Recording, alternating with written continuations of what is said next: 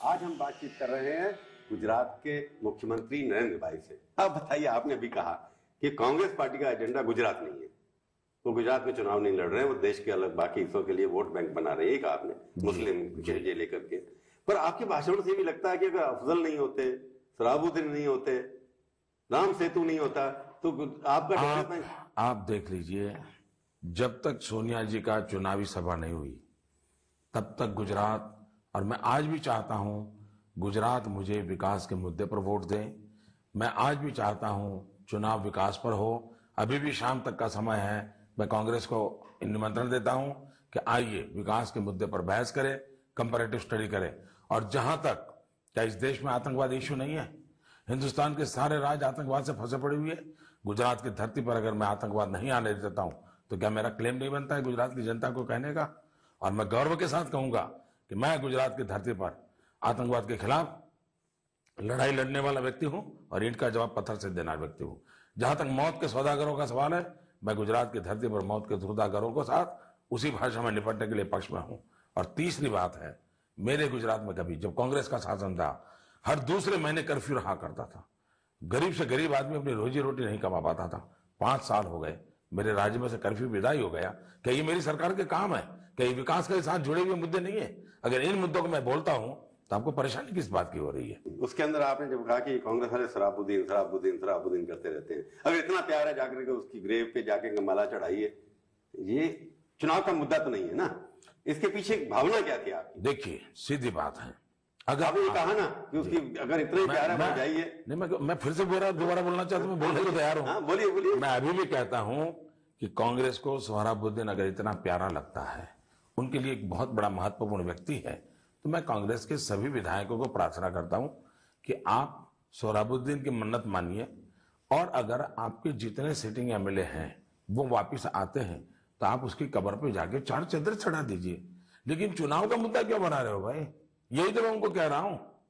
तो ये इश्यू तो ऐसे इससे लगता नहीं कि भावनात्मक जो एक अपील है आप नरेंद्र मोदी भावना। जब मैं ये कहता हूं देश को कांग्रेस नंदीग्राम दे रही है, मोदी ज्योतिग्राम दे रहा है। कांग्रेस चक दे रही है, मैं चेक डैम दे रहा हूं। मैंने 45 साल के अंदर 4000 चेक डैम बने थे, मैंने 5 साल में 3 लाख चेक डैम, बोरी बांध, खेत तालाब, ये क्या? मैं चेक डैम की बात कर रहा हूं, वो चकदे की बात कर रहे हैं। आप देखिए, एक एक मुद्दे पर मेरी विकास की बात होती है, एक एक मुद्दे पर विकास की बात होती है, लेकिन आपका दिल दिमाग उन्हीं चीजों को रजिस्टर करना चाहता है जिसमें आप मोदी को बदनाम करने के लिए पिछले 6 साल से लगे हुए हो, लेकिन गुजरात की जनता के दिलों से मोदी को हटा नहीं पा रहे हो। ये परेशानी कुछ लोगों की है और आप भी उसके शिकार हो रहे हो। नहीं, गुजरात के दिलों से नहीं, सारे देश के दिलों में आप बसे हुए हैं सर। कैसा मैं बहुत आभारी हूँ।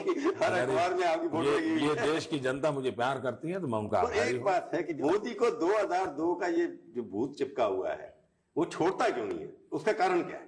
कुछ लोगों को उसी के भरोसे अपनी रोजी रोटी है, कुछ लोगों को उसी बातों को लेकर के विदेशों से पैसे मिलते हैं, कुछ लोगों को उसी बातों को लेकर के विदेशों के सेमिनार में इनविटेशन मिलते हैं। लोगों का तो उनका ये रोजी रोटी का धंधा है, वो करते रहेंगे। पर जैसे गुजरात की जनता को क्या चाहिए? मैं गुजरात की जनता से बंधा हुआ है, मेरा काम गुजरात की जनता का है और गुजरात की जनता को विकास चाहिए, मैं विकास देना चाहता हूं। एक बात अगर आपसे पूछिए, क्योंकि कांग्रेस वाले बार बार बताते हैं बाकी जो सोशल एक्टिविटी ग्रुप है जिनको आप कहते हैं कि वो अपना धंधा है, उनका ये है, पर एक बात उनकी ठीक है कि जो कुछ भी हुआ गुजरात में 2000 में, उस इश्यू में नहीं पढ़ना चाहता। बिल्कुल बिल्कुल, जो कुछ हुआ उसको भूल जाइए, उसके ऊपर केसेस चल रहे हैं जुडिशरी।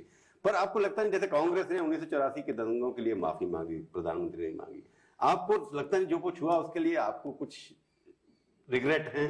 आपको लगता है गलत हुआ उसके लिए आप क्षमा मांगे? कांग्रेस को कितने साल हुए और जो चीज कांग्रेस ने की है उसकी माफी मांगी, गलती की उसने माफी मांगी, जो कुछ हुआ उसकी जिसने गलती की उसने माफी मांगनी चाहिए। मैं भी मानता हूं गलती जिसने की उसने माफी मांगनी चाहिए। राजा तो बड़ा होता है ना। मैं जरूर कहता हूं जिसने गलती की उसने माफी मांगनी चाहिए। नहीं, उस संबंध में जितना मुझे कहना था मैं कह चुका हूं। मैं आपसे फिर सवाल करूं, इस चुनाव का एजेंडा, अब चुनाव खत्म हो गया, एजेंडा क्या बना? अल्टीमेटली विकास गौड़ हो गया, कम्युनलिज्म और चुनाव का मुद्दा एक ही है और वो है गुजरात।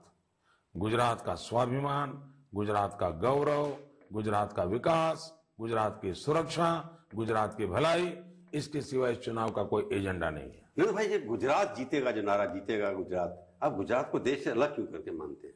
चुनाव गुजरात का, इसलिए गुजरात की बात कर रहा हूँ भाई। देश का चुनाव होता तो मैं थोड़ा गुजरात जीतेगा बोलता। भारतीय जनता पार्टी जीतेगी ना। देश का चुनाव अगर होता, जीतेगी तो भारतीय जनता पार्टी जीतेगी ना। देश का चुनाव होता जी नहीं, मेरे चुनाव का मुद्दा, मैं बहुत फिलोसॉफिकली बात करता हूं। मैं यही कहता हूं, जो लोग गुजरात को नीचा दिखाने की कोशिश करते हैं, जो लोग गुजरात को बदनाम करने की कोशिश कर रहे हैं, जो गुजरात को भद्दा पेंट कर रहे हैं, गुजरात नहीं पड़ गया तो तब जाकर मैं कहता हूं इन सारी ताकतों के खिलाफ जीतेगा गुजरात। गुजरात की भावना ऐसा लगता है कि जैसे गुजरात के साथ बाकी देश एक तरफ, गुजरात एक तरफ, इस तरह का लगता है डिवाइड क्रिएट। मेरी सरकार का पहले दिन से मोटो है, भारत के विकास के लिए गुजरात का विकास। ये मेरा मंत्र है और मैं लगातार बोलता हूं